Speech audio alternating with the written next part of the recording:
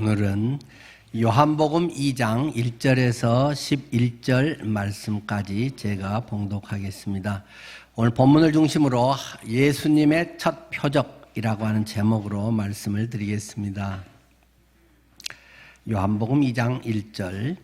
사흘째 되던 날 갈릴리 가나에 홀례가 있어 예수의 어머니도 거기 계시고 예수와 그 제자들도 홀례의 청함을 받았더니 포도주가 떨어진지라. 예수의 어머니가 예수에게 이르되 저들에게 포도주가 없다 하니 예수께서 이르시되 여자여 나와 무슨 상관이 있나이까? 내 때가 아직 이르지 아니하였나이다. 그의 어머니가 하인들에게 이르되 너희에게 무슨 말씀을 하시든지 그대로 하라 하니라. 거기에 유대인의 정결 예식을 따라 두세 통 드는 돌 항아리 6이 놓였는지라. 예수께서 그들에게 이르시되 항아리에 물을 채우라 하신즉 아구까지 채우니 이제는 떠서 연회장에게 갖다 주라 하심에 갖다 주었더니 연회장은 물로 된 포도주를 맛보고도 어디서 났는지 알지 못하되 물도 온 하인들은 알더라. 연회장이 신랑을 불러 말하되 사람마다 먼저 좋은 포도주를 내고 취한 후에 낮은 것을 내거늘 그대는 지금까지 좋은 포도주를 두었도다 하니라.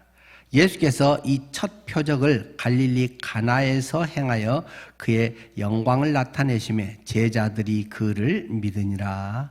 아멘. 오늘은 목자 주일입니다.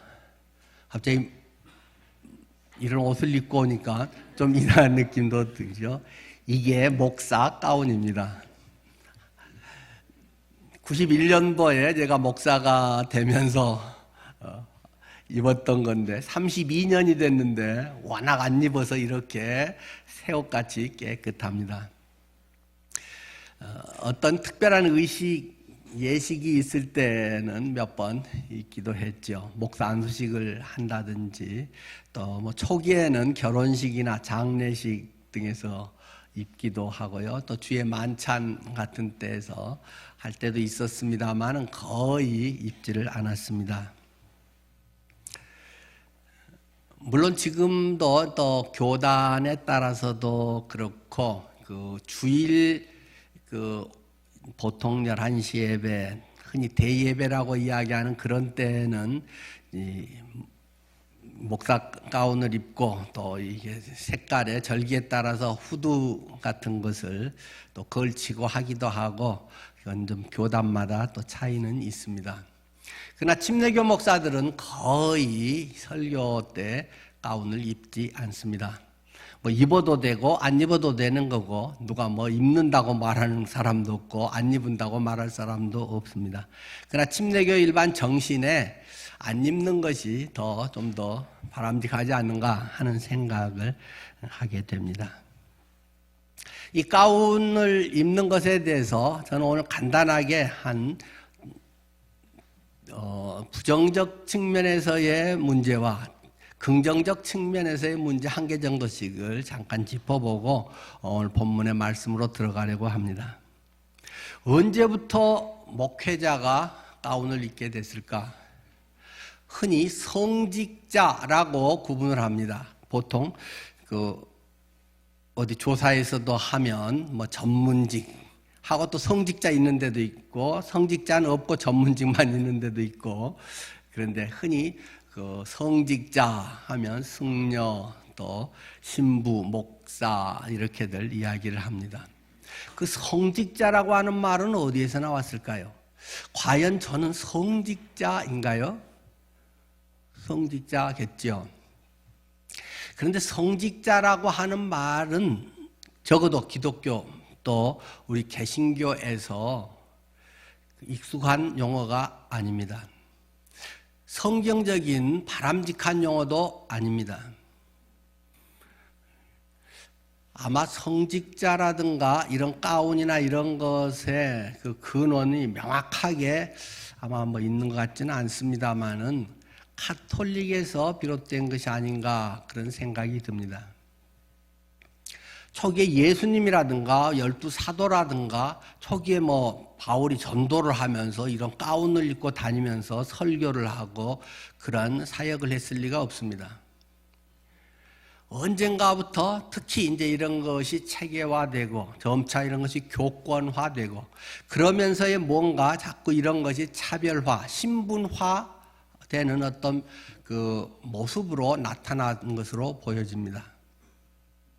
특히 천주교가 이제 중세 시대에 주도를 하게 되면서 자꾸 어떤 것이 너무 조직화되고 너무 거대화되면 거기에 자꾸 어떤 위계 질서, 이런 세력화, 이런 것들이 이제 권력화로 많이 나타나게 되죠. 그래서 이제 사제라든가 그 위에 주교, 대주교, 추기경, 교황 이런 식의 이제 직제들을 계속 만들게 되고 그러면서 점차 그들이 뭔가 구분되는 것들을 옷이라든가 많은 이런 것 이제 제도 등으로서 차별화하기 시작합니다. 그래서 이제 좀 단순한 그런 옷에서 점차 여기에 뭐 좀 더 높아지면 하나를 뭐 더 두른다든가 또 색깔 있는 못으로 한다든가 또 거기에다가 뭐 금으로 술을 놓아서 한다든가 또 거기에 뭐 멋있는 뭐 금 같은 지팡이를 이렇게 든다든가 또 높은 교황관 같이 이런 또 관을 쓴다든가 예식을 할 때 이런 식으로 점차 이제 이것이 커져갔던 것이라고 보입니다.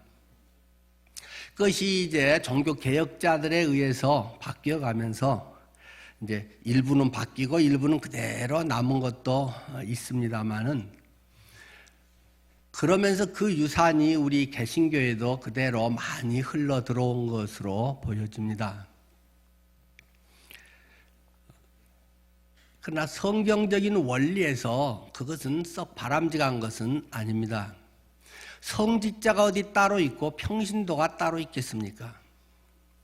성직자라고 하는 말이 있으면 상대적인 무슨 용어가 필요하기 때문에 평신도라고 하는 용어, 그래서 그 사람들은 그냥 대충 또는 뭐 일반 그냥 신앙인들에 대한 뭐 그냥 부르는 이야기고 성직자는 아주 특별한 사람, 점차 이것이 신분화되고 어떤 그 태생조차도 뭔가 다른 이런 것처럼 점점 만들어지게 되는 것이죠.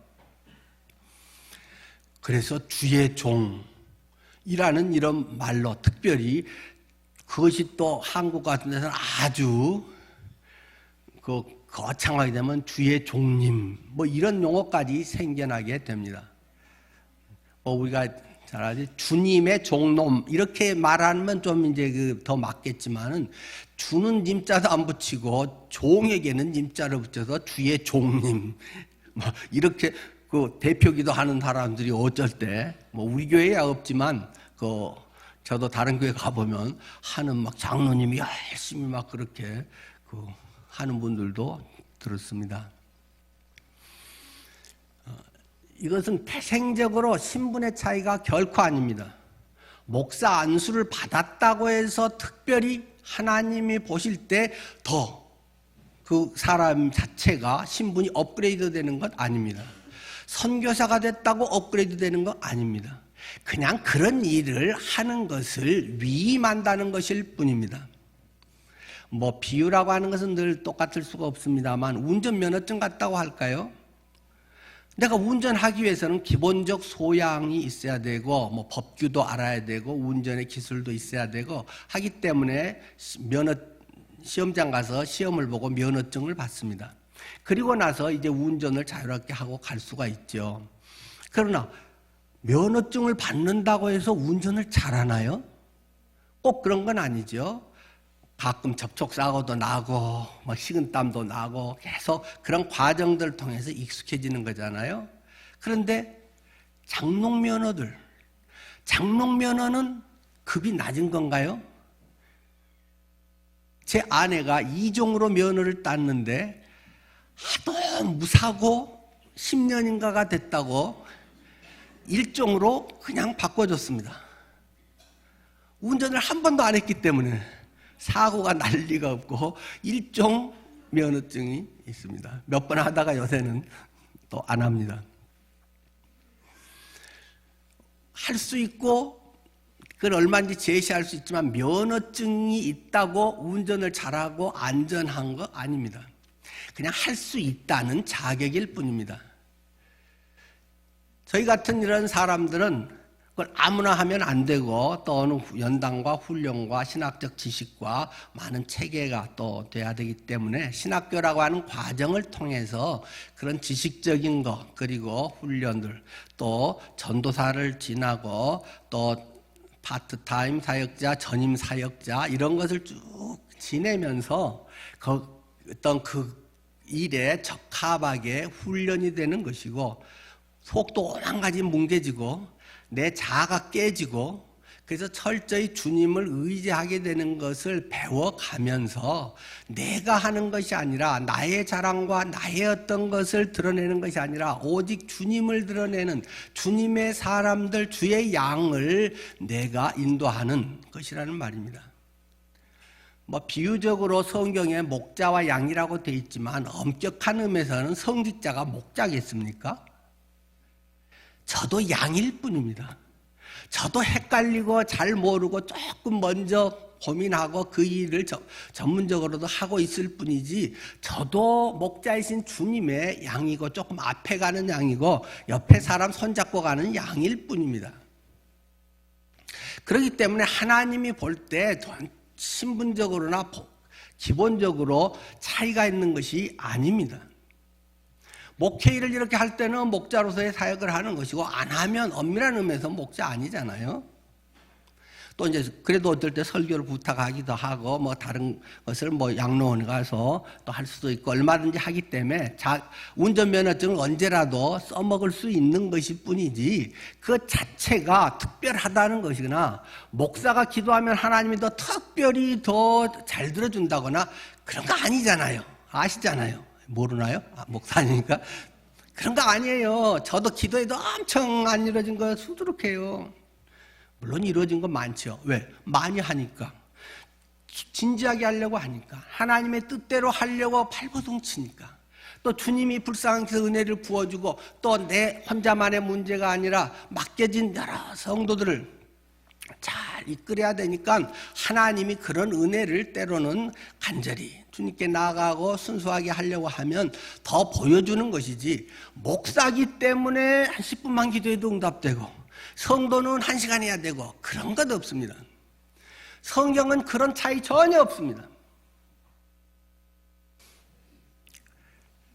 그래서 우리가 이런 가운이라든가 이런 걸 통해서 어떤 신분이라든가 직분 자체가 계급화되는 의식을 철저히 경계해야 됩니다. 그건 비성서적인 내용이기 때문입니다. 성경은 그렇게 가르치고 있지 않기 때문입니다.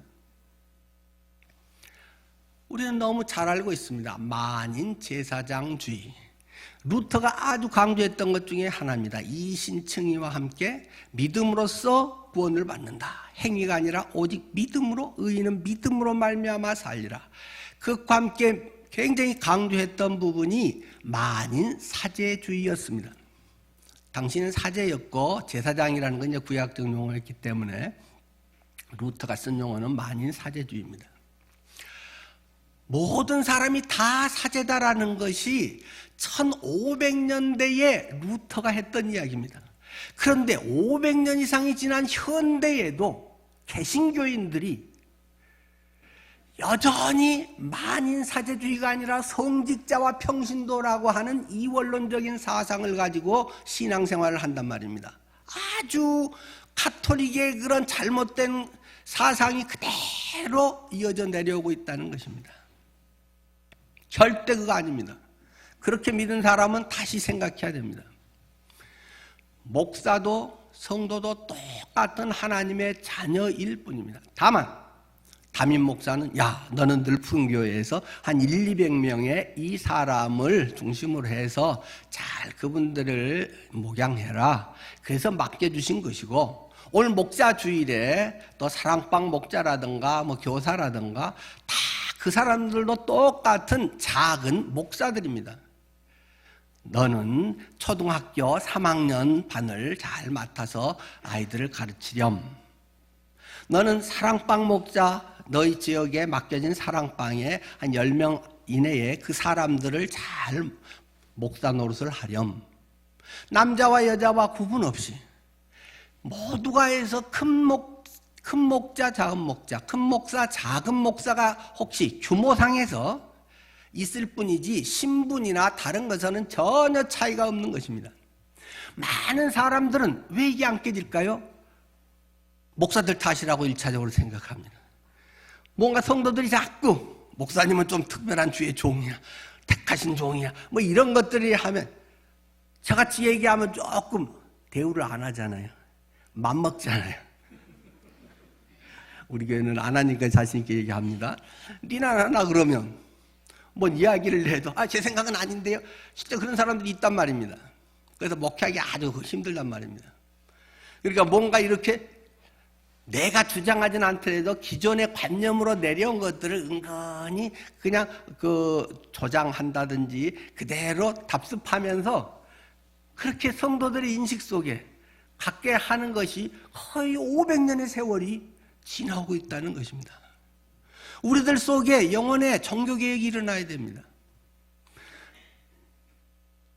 어떤 목사를 깎아내리자는 게 아니라 내가 목사라는 사실을 인식해야 됩니다. 내가 업그레이드 되고 나는 대충 적당히 해도 되고 나는 평신도인데 뭐 대충 주일만 예배 나가면 되지 어쩌다가 봉사할 거 있으면 하나 하면 되지 그런 거 아니라는 말을 강조하는 것입니다.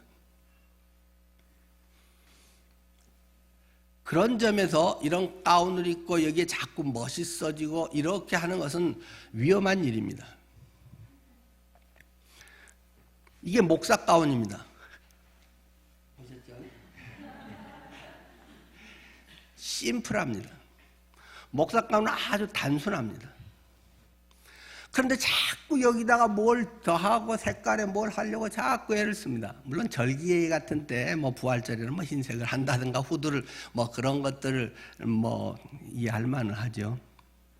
그런데 어떤 분들은 옆에 줄 3개 있는 것도 있고 막 설교하기도 하고 목사 안수식에도 그거 입고 오는 우리 목사님들이 있습니다. 그건 뭔가요? 그건 박사 가운입니다. 양쪽에 줄 굵은 줄 하면 이만한 거 3개씩 이렇게 있잖아요. 흰색도 있고 빨간색도 있고 그 이제 분야에 따라서 조금 차이가 있죠. 대학교라든가 학위 수여식에는 그거 입어야 됩니다. 이거 입고 가서 학위 목사 안수식에서는 이걸 입어야 되겠지만 학위 수여식 할 때는 당연히 학위는 박사, 석사, 학사 이런 걸 학위를 위한 것이기 때문에 당연히 그걸 입고 모자에게 금 사슬된 거, 석사부터는 실로 된 거, 박사는 사슬 쇠로 된 거 그거 하는 거잖아요. 그게 세계적인 아마 유럽에서 나온 전통이겠죠. 그런 것이 될 뿐입니다. 그런데 자꾸 이런 것 자체에 무엇을 자꾸 거창하게 하고 구별을 하려고 하는 게 있습니다. 그런 점에서는 좀 조심스러운 부분이 있고 그렇다고 해서 이단되고 나쁜 건 아니지만은 오염시키는 가능성이 많이 있습니다. 근데 제가 좀 더 오늘 말씀드리고 싶은 것은 긍정적인 입장에서의 가운에 대한 것을 말씀드리려고 입고 나온 것입니다. 그것은 무엇입니까? 제가 오늘 와이셔츠를 긴 소매를 입었을까요? 작은 소매를 입었을까요? 띵동댕 틀렸어요. 긴 소매를 입었습니다. 제가 넥타이는 여기 조금 보이니까는 양복을 무슨 색깔 옷을 입었을까요? 바지를 얼른 보신 분이 있으니까 옆으로 싹 들어가서 네, 재밌게 해주시는 분이 있어서 감사합니다. 네, 약간 청색 계통에 입었습니다. 그런데 이 가운을 입음으로 말미암아 다 그런 게 소용이 없어집니다. 가운은 나의 패션을 무시해버립니다. 패션이 상관없습니다. 오늘 무슨 넥타이 할까 별로 고민하지 않았습니다. 아무거나 해도 됩니다. 수수하게 하면 됩니다. 와이셔츠에 이거 때가 끼었나 안 끼었나? 깨끗한 제 아내가 누굽니까?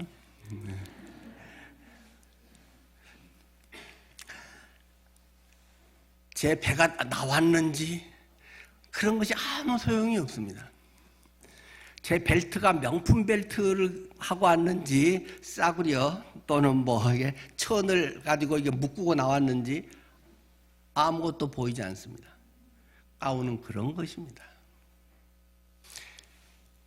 설교나 예배에서의 메시지나 이것은 오직 주님만이 드러나고 인간적인 모든 요소는 할 수 있는 대로 다 가리는 것이 가운의 중요한 목적인 것입니다. 이 검은 옷으로 뭐 겨울에는 이제 이거지만 여름에는 이제 더우니까 좀 그 공기 잘 통하는 하얀 거 있는데 뭐 저는 이거 한 벌도 안 입는데 뭐 그런 거 뭐 아예 준비도 안 했지만은 그런 걸 통해 모든 인간적인 것을 가리는 것입니다. 목사는 저의 이야기를 하는 것이 아닙니다. 이 강단에 서서 제가 해야 하는 것은 하나님의 말씀을 선포하는 것입니다. 인간 김효연으로서의 이야기를 하는 것이 아닙니다. 나의 신학바, 나의 깨달은 바를 사람들에게 설득시키는 것이 설교가 아닙니다. 예수님께서 이 땅에 오셔서 한 세 가지 중요한 사역이 있습니다. 영어로가 조금 그거는 쉽게 암기가 됩니다. 프리칭, 티칭, 힐링입니다. 가르치는, 선포하는 것입니다. 티칭은 가르치는 것입니다. 힐링은 치유하는 것입니다. 예수님께서 하신 것은 복음서 자체가 그렇게 정리를 해주고 있습니다. 가르치는 것은 그런데 성경 공부 시간이라든가 다른 때 많이 할 수 있습니다. 물론 이 메시지를 또 제가 지금 계속 이제 지금은 요한복음 강의를 하니까 하면서 가르침이 되죠. 그러나 그것은 메시지에서의 핵심이 아닙니다. 메시지의 핵심은 선포입니다. 하나님께서 이렇게 말씀하십니다. 하나님께서 나를 보시고 나를 향해서 이렇게 살라고 하십니다. 하나님의 뜻은 이것입니다. 그것을 선포하는 자가 설교자입니다. 인간적인 모든 것은 가리고 그것을 전하는 것이 설교자라는 것을 이 가운은 대변해주고 있는 것입니다. 그렇기 때문에 설교를 듣는 사람은 목사님이 젊네 어쩌네 뭐 건강이 뭐 이러네 저러네 뭐 패션이 감각이 좋네 어떤 뭐 목사님은 배운 게 많아가지고 뭐가 있네 뭐 학위가 학벌이 어쩌네 나이가 어쩌네 아무 상관없습니다. 그런 거는 할 수 있는 대로 지워야 되는 것입니다.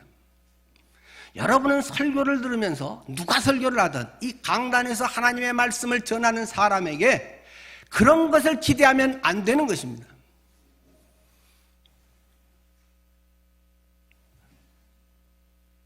하나님께서 오늘 이 자리에 나를 오게 인도해 주셨고 오늘 나에게 무엇을 말씀하시는가?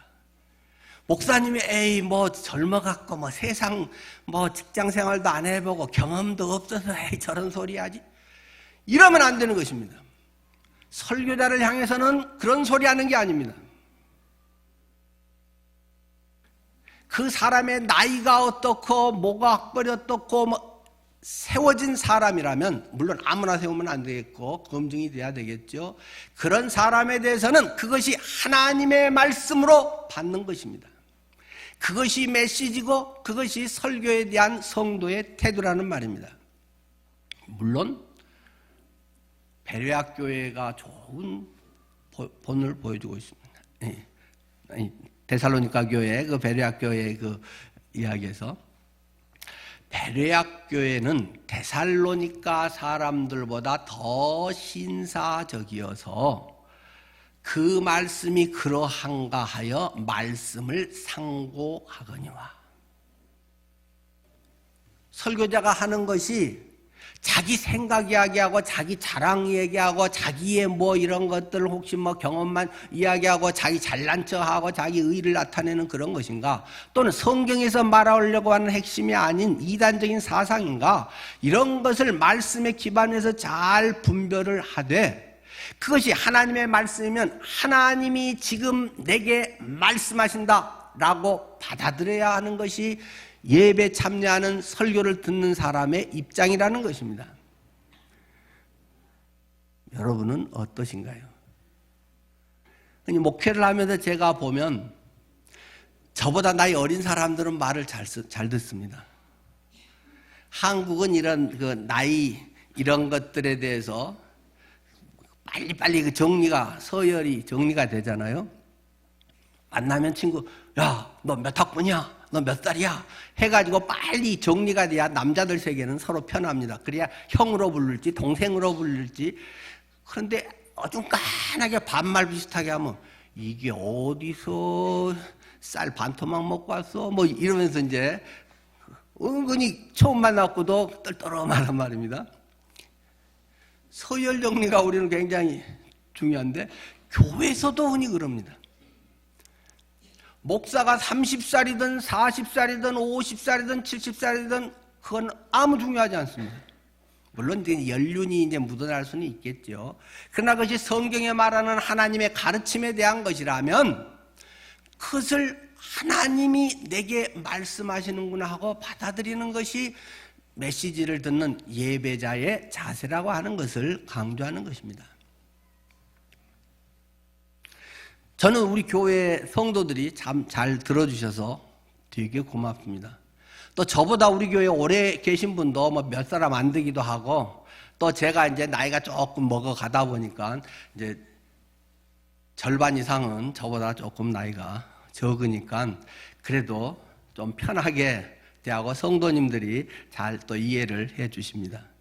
그럼 앞으로 막 30대 담임 목사가 온다, 40대 담임 목사가 온다, 50대 담임 목사가 온다면 여러분의 태도는 어떨까요?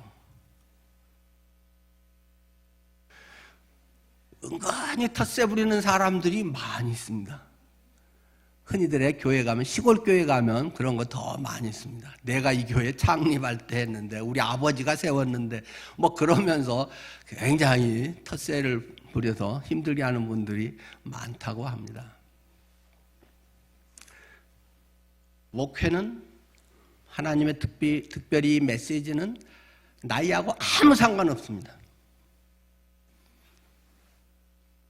나이 적다고 만만하게 보고, 그런 것은 하나님의 그런 원칙, 방식에 거역하는 것입니다. 물론 설교자는 진지하게 하나님의 말씀을 있는 그대로 최대한 잘 정리해서 예의를 갖춰서 선포해야 될 것입니다. 물론 메시지의 내용이 때로는 강하게 해야 되면 침례자 요한처럼 세게도 얘기할 줄 알아야 되고, 또 온유하게 부드럽게 감싸기도 해야 되고, 그런 역할을 다양하게 해야 됩니다. 항상 좋은 얘기만 하고 항상 혼만 내고 항상 뭐 시키기나 하고 이러면 안 되는 거죠.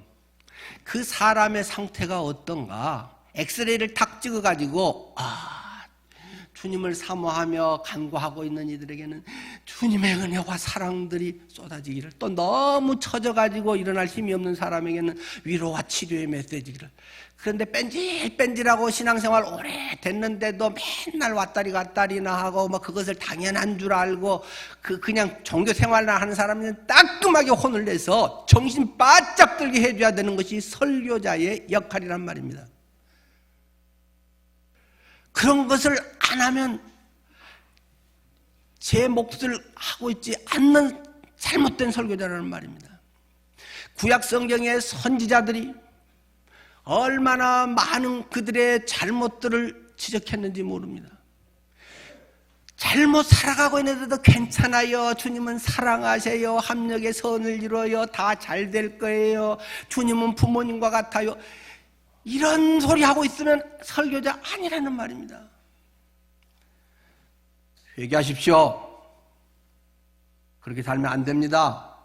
집사님 20년 되고 주님 안에서 이렇게 지내면서도 내 하나 겨우 추스릴까 말까 하고 전화 안 하면 교회도 안 오다가, 또는 어떻게 하면 내게 누가 싫은 소리 하면 삐져가지고 나가 안 나가, 딴 교회 가 안 나가. 수술을 해줘야 됩니다. 괜찮아. 지금 수술할 때 수술을 해야 되는데 수술 안 하고 계속 뭐 빨간 약이나 발라주고 뭐 연고나 뭐 발라주고 소독만 해주고 괜찮을 거야, 아문 것 같죠? 뭐 이러고 있으면 안 되는 것입니다. 그런 것은 MRI 찍어보세요. 큰 병원 가보세요. 당신 그냥 나이 들어서 피곤해서 그런 거 아니에요. 병든 거예요. 수술해야 돼요. 빨리 가야 돼요. 확실하게 얘기를 해줘야 좋은 의사라는 말입니다. 왜? 살리기 위해서. 그리고 한때는 주님께 잘 쓰임받다가 언젠가부터는 흐지부지 내가 마치 평생에 할 거 젊어서 뭐 한 1, 20년 동안에 뭐 열심히 한 게만 다 평생 다 한 것처럼 뒷방으로 이렇게 눈치나 보고 그냥 박수나 치고 끝내려고 하는 이런 것들에 대해서 이렇게 세워야 되는 것입니다. 하나님의 말씀이 그들 속에서 오늘도 살아 역사하게 해야 되는 것입니다. 그런 의미에서 이런 가운이라고 하는 것은 나를 보지 마십시오. 그것을 말하게 하시는 주님을 바라보십시오. 하나님 오늘 나에게 무엇을 말씀하시는지, 하나님의 메시지가 무엇인지, 하나님의 말씀은 살아있고 활력이 있어서 좌우의 날선 칼보다도 예리하다고.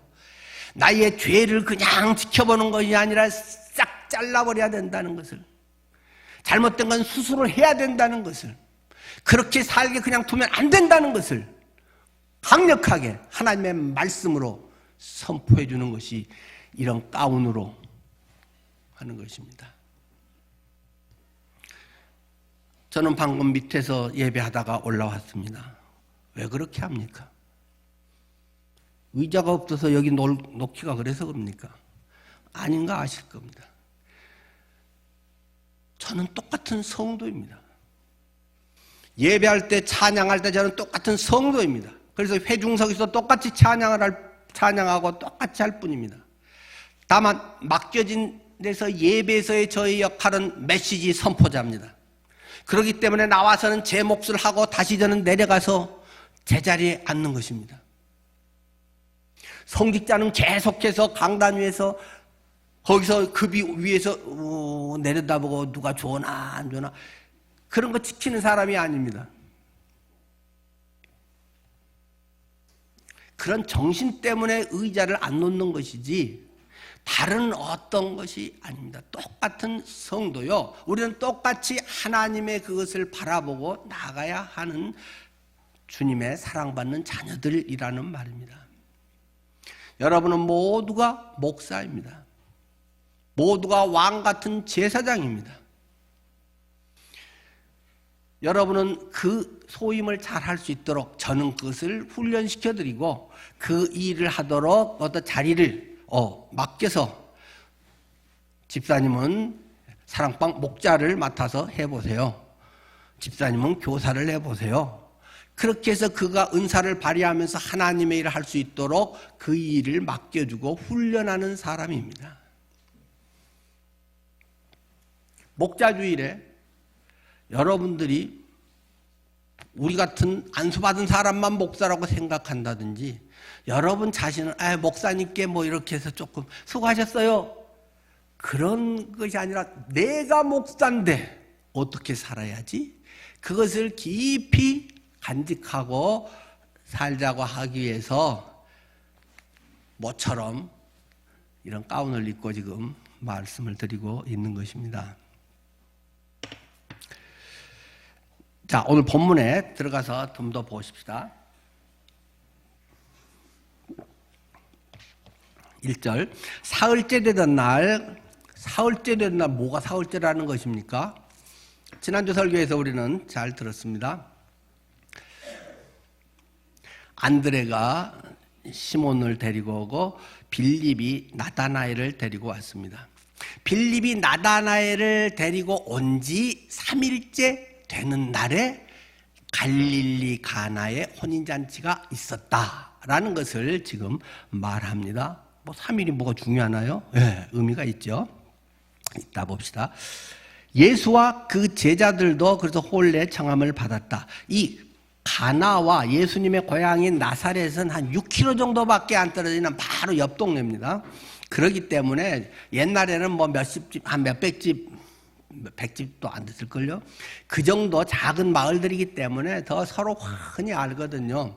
그런데 아마 굉장히 가까운 친척이었던 것 같아요. 그래서 예수님의 어머니도 거기 가서 이제 일을 같이 돕고 있고, 예수님과 제자들도 그 이제 초청을 했다는 거죠. 그래서 초청해서 이제 한참 가 있는데 마침 그때 포도주가 똑 떨어졌다는 것입니다. 포도주가 떨어지니까 매우 당황스러운 상황이죠. 유대인의 이 혼례는 7일 정도 신랑집에서 합니다. 그렇기 때문에 이 포도주라든가 이런 것들을 엄청 미리미리 많이 준비를 해야 됩니다. 근데 아마 손님이 너무 많이 와버렸던 것 같아요. 초판에 손님이 너무 많이 오니까 생각지 않게 준비했던 포도주가 다 동이 나버렸다는 것이죠. 그래서 포도주가 떨어진지라.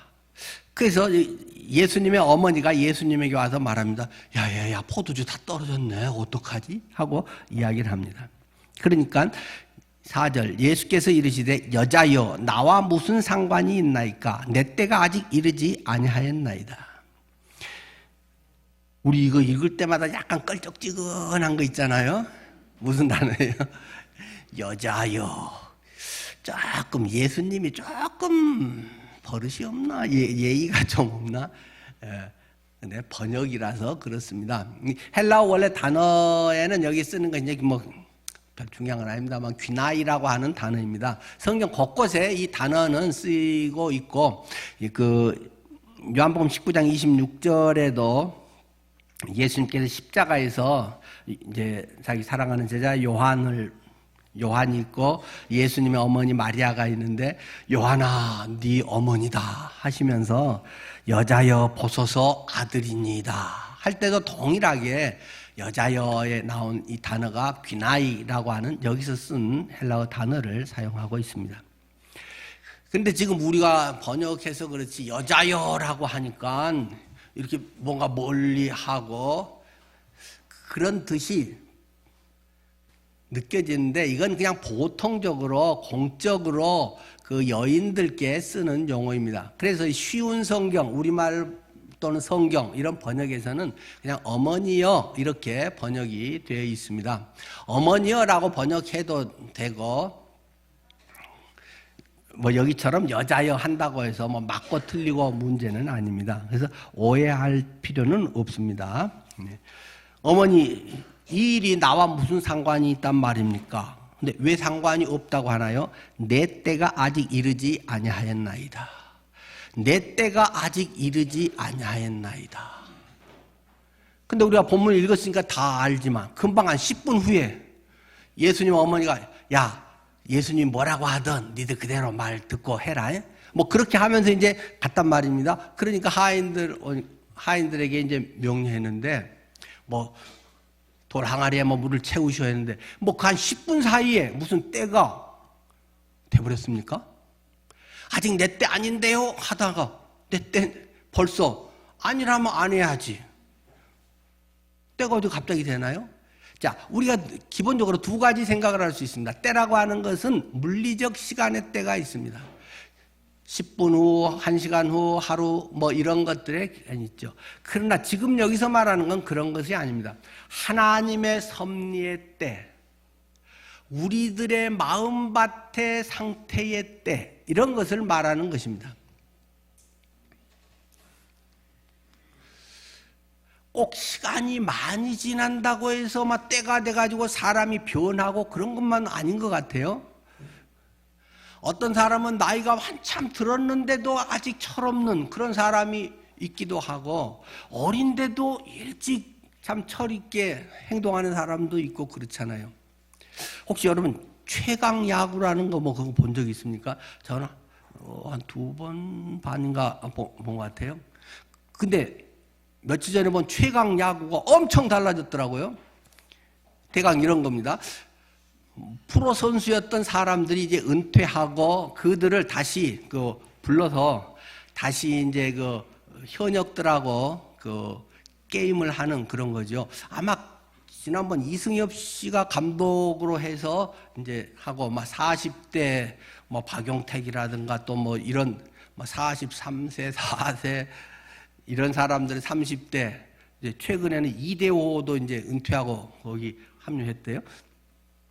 그렇게 해서 했는데 그 전에는 게임을 뭐 충암고라든가 야구 명문 고등학생들하고 해서 뭐 이기네 지네 뭐 이러면서 이제 막 하던데 지금 감독이 바뀌었습니다. 야구의 신이라는 김성근 감독으로 바뀌었습니다. 80대 노인이 이 지휘봉을 잡았습니다. 그러면서 그가 하는 이야기가 있습니다. 니들이 지금 내가 프로 출신이야. 내가 프로 선수였어. 내가 프로였어라고 말하는데 무슨 소리 하고 있는 거냐? 지금 니는 프로야. 니 돈 받고 이거 찍잖아. 촬영에서 나와서 뭐 연습하고든지 고등학생하고 뭐 시합을 하든 누구하고 와서든 니 지금 어쨌든 돈이 뭐 연봉이냐 뭐 얼마나 많냐가 중요한 게 아니라 니 지금 여기 출연하면서 돈 받잖아. 돈 받으면 너 프로잖아. 지금 프로인데 프로가 이따위로 하면 돼? 해가지고 뭐 싹 바꾼 것 같아요. 제가 뭐 띄엄띄엄 이렇게 부분을 보고 그래서 잘 뭐 틀린 게 있을지 모르겠습니다만. 그래가지고 새로 뭐 2군에서 뭐 은퇴한 애들이랑 오래된 애들이랑 뭐 또 아마추어 출신의 뭐 누구랑 뭐 이런 사람들이랑을 다 철저히 검증해서 실력으로 뽑아가지고 해서 첫 게임을 하더라고요. 그런데 이번에는 고등학생하고 아니라 현역 프로, 뭐 위중가 뭐 그런 팀 있나요? 하여튼 저는 야구 뭐 잘 모르기 때문에 하여튼 현역 프로 팀하고 붙었습니다. 그러면서 주전 멤버로 뽑는데 그 난리는 이대호를 주전에서 빼버리더라고요. 딴 사람들도 바짝 긴장을 하죠. 이대호 같은 선수를 최근 은퇴를 했고 그거 뭐 한 방이 대단한 이대호를 뺐어. 근데 이대호 이제 중간에 한번 살짝 맞배기로 해서 한번 살짝 넣어주긴 하대요. 프로팀을 6대2로 이겼습니다. 최강 야구팀이. 말로 홈런을 치고 6대0으로 이기다가 뒤에 하여튼 그 프로팀 거기 현역 프로팀이 어떻게 2점을 나중에 겨우 뭐 8회 9회인가에서 따라붙었어요. 80대 노인 김성근 감독이 딱 감독으로 들어오니까 완전히 달라져 버렸습니다. 그때는 무엇입니까? 그전에 이 나이에 43살, 4살에 뭐 야구 어떤 게임 있으면 가서 해설하던 사람들이 내가 근데 뭐 안타 치고 뭐 가고 막 슬라이딩 하고 얼마나 현역 못지않게 열심히 하는지 모릅니다. 감독이 바뀌니까 확 달라져 버렸습니다. 마음가짐이 달라져 버렸습니다. 니들 프로야. 돈 받으면서 하면서 아마추어 생각으로 하고 있어? 너는 목사야. 예수님이 널 위해 죽었다고.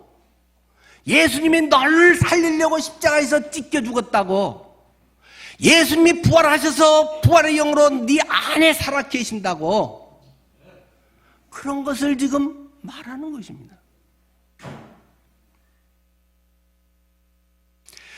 성직자는 특별하게 주님을 위해서 열심히 나가서 죽으라고 선교지에서 이렇게 하고 우리는 기도해 줄게요. 잘하세요. 건강하세요. 이러고 나는 뒤에 있는 것이 아니라 똑같이 나도 목사고 똑같이 다 선교사란 말입니다. 단지 상황이나 시기나 또는 뭐 자녀를 키워야 될 때도 있고 건강 때문에 어찌해야 될 때도 있고 상황이나 또는 은사나 역할은 계속 달라지겠지만은 모든 성도는 똑같은 성직자란 말입니다. 평신도라고 해서 자꾸 어디 휘장 뒤로 숨지 마십시오. 나는 옛날에 열심히 했으니까 이제는 뭐 대충 하고 좀 도와주면 되지 그런 생각하지 마십시오. 우리는 프로입니다. 하나님의 때는 내가 이제 내가 뭐 해 나는 이제 은퇴하고 80대 감독이 들어오니까 확 달라지더라니까요. 주의 말씀이 그 속에 들어오니까는 인생이 확 달라진다니까요. 왕년에 내가 뭐 했던 게 그냥 날아가 버린다니까요. 내 때가 아직 이르지 않았습니다라고 여러분은 혹시 계속 미루고 그냥 그렇게 살다가 죽을랍니까? 그건 아니잖아요.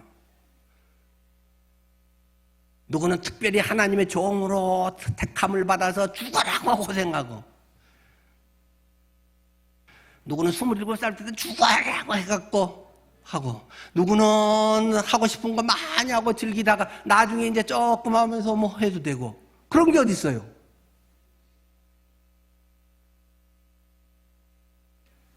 물론 사회생활 속 그 속에 그리스도의 빛, 그리스도의 자녀로 살았으면 목회자 못지않게 훌륭한 것입니다. 일찍 목회를 했어도 자꾸 성도 숫자나 뭐 사례비를 얼마나 줄까, 뭐 어떻게 해서 뭐 남 유명해질까, 이런 것 하면 일반 직장인보다도 하나님 앞에 아무 인정을 못 받는 거 아니겠습니까? 우리는 모두가 성직자라는 사실을 깊이 인식하시기를 바랍니다. 하나님의 때는 내 생각이 바뀌는 때입니다. 10분 안에도 얼마든지 하나님의 때는 옵니다.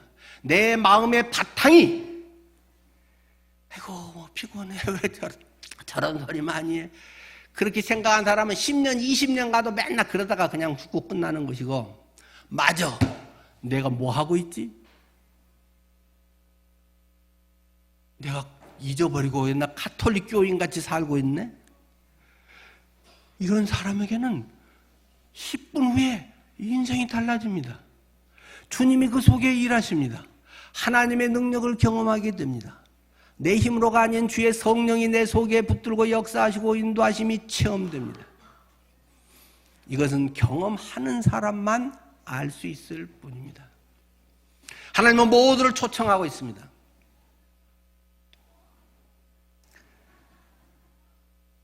나는 아니라고 하신 분 있으면 주님께 가서 직접 한번 물어보십시오. 자, 그런 가운데서 하인들이 열심히 가서 이제 물을 채우잖아요. 한 두세 통들이, 그 통이라고 하는 이 단위는 정확하게 뭐 이제 구체적인 단어지만 한 38리터 정도에 들어가는 그 용기라고 그래요. 그러니까 한 두세 통 들어가면 한 70kg, 뭐 한 90kg, 뭐 이 정도, 그 70리터, 한 90리터 들어가는 정도 된다고 그래요. 그걸 한 6개, 한 5, 600리터 정도가 이제 다 채우려면 들어가는데, 이걸 채우는 게 쉬운 일이겠습니까? 우리 같이 호수 길게 해놓고 수도꼭지 딱 틀어서 다 됐어요 하면 옆에 이렇게 했겠어요?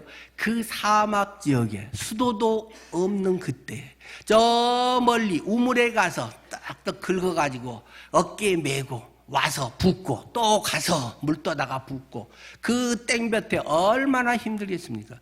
주님의 일을 한다는 것, 주님께 순종한다고 하는 것은 그저 만만한 게 아닙니다. 시험 삼아서 하는 것이 아닙니다. 신용 내는 것이 아닙니다. 한두 번 하고 되는 것이 아닙니다. 잠깐 일시적으로 따라주는 것이 아닙니다. 자기의 모든 것을 바쳐서 최선을 다해서 하는 것입니다. 우리가 그들이 얼마나 형식적이 아니라 진지하게 했는가를 알 수 있는 구절이 있습니다. 무엇입니까? 8절 끝입니다. 채우라 하신즉 아귀까지 채우니. 한 5분의 4쯤 채우고 다 했어요, 뭐 이 정도면 돼요, 얼마든지 해도 누가 말 안 할 것입니다. 그런데 아구까지 물이 찰랑찰랑 넘을 만큼 아구까지 꽉꽉 채웠다는 것입니다. 자원해서 스스로 그 일들을 공감해서 했다는 것이죠. 그리고 순종을 합니다. 이런 헌신 그리고 순종이라고 하는 것은 참 어려운 일입니다. 그 말도 안 되는 일을 시키는 것입니다.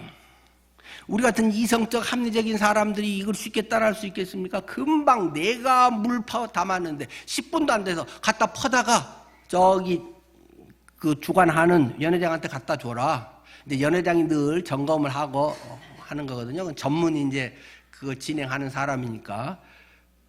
내가 금방 샘물 퍼다가 놓는데 금방 갖다 주라고 하면 이게 말이 되겠습니까?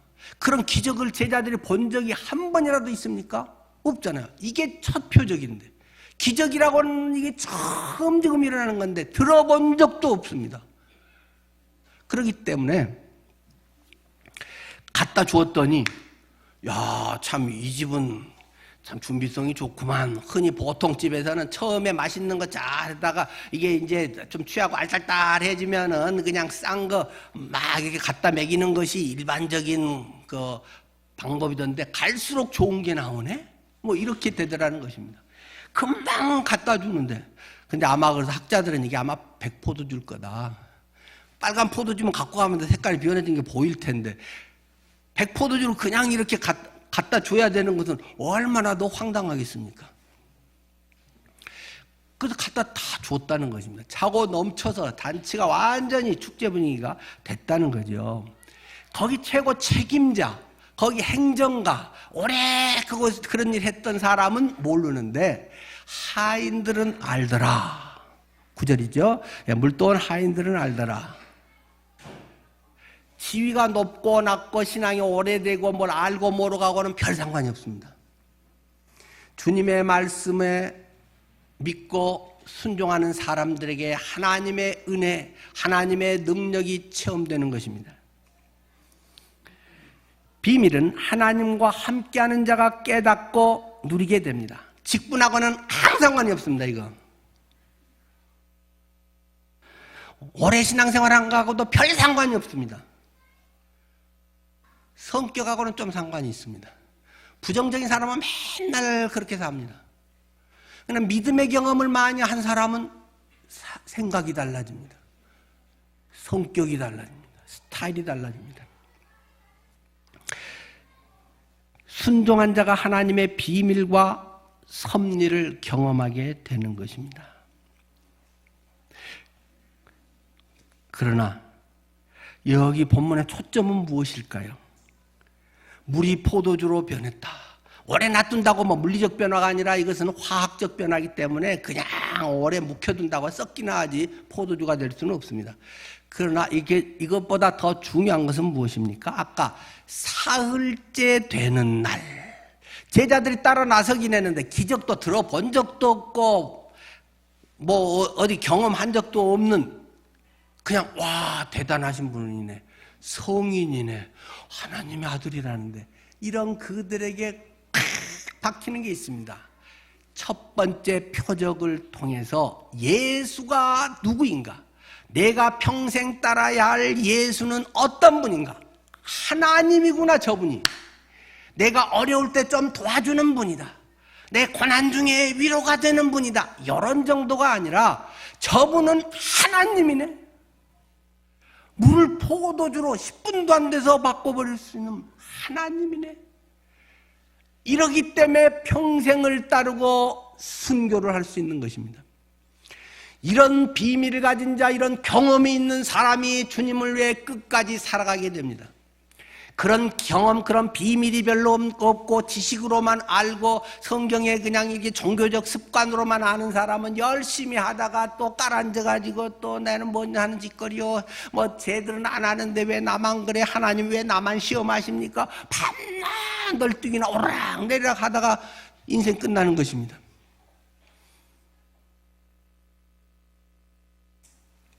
여러분이 믿는 주님은 하나님이신가요? 그분이 전지전능하신가요? 내 형편을 아시는가요? 나를 참으로 사랑하셔서 나를 가장 좋은 길로 인도하시는 분이신가요? 맞아요? 그렇다면 혹시 여러분 지금 낙심하고 우울증이 오래되고 살 맛이 안 나고 별로 되는 것은 없고 걱정하고 있다면 이유는 진짜는 무엇일까요? 하나님을 안 믿기 때문입니다. 전에 믿어서 구원받아서 천국에 갈지는 모르지만 지금은 잘 안 믿고 있다는 사실을 고백해야 됩니다. 주여 제게 믿음을 더해 주십시오. 지금 그분이 하나님이라는 사실을 확증한다면 나의 삶의 두려움과 염려가 잠깐은 당연히 인간이라 오지만 그것이 뭐 일주일이 가고 한 달이 가고 그런 게 있어요? 갖고 와보세요. 많은 사람은 남들 보고 그 어떤 영적 저질 평준화의 기준을 두고 자꾸 남들도 그래. 그런 코스야라고 자꾸 자기 합리화를 합니다. 10분도 안 돼서 해결될 수 있습니다. 주님을 바라보십시오. 주님이 하나님이심을 확신하십시오. 그게 안 되면 주여 제게 믿음을 주십시오. 정직하게 고백하세요. 괜히 믿음 있는 척하고 뭐 오래된 척하고 성경 아는 척하고 그런 쇼하지 말고, 그런 건 얼마든지 신앙생활 오래 하면 얼마든지 누구나 다 합니다. 지금 너의 상태가 어떤가? 내가 마지막 때의 믿음을 보겠느냐? 주님은 말씀하십니다. 설교는 메시지입니다. 나의 상태에 대해서 엑스레이를 찍는 것입니다. 너의 믿음을 점검해 보렴. 그저 무조건 괜찮아요, 피곤 좀 있으면 해결돼요, 뭐 주님은 사랑하시죠, 이런 거 하지 말고, 그런 쇼 하지 말고, 수술할 건 수술해야 된다. 그래야 진짜로 낫는 것이다. 주님은 우리에게 말씀하고 있는 것입니다. 여러분들의 삶에 주님의 음성이 오늘 들려오기를 축원합니다. 잠시 기도하겠습니다.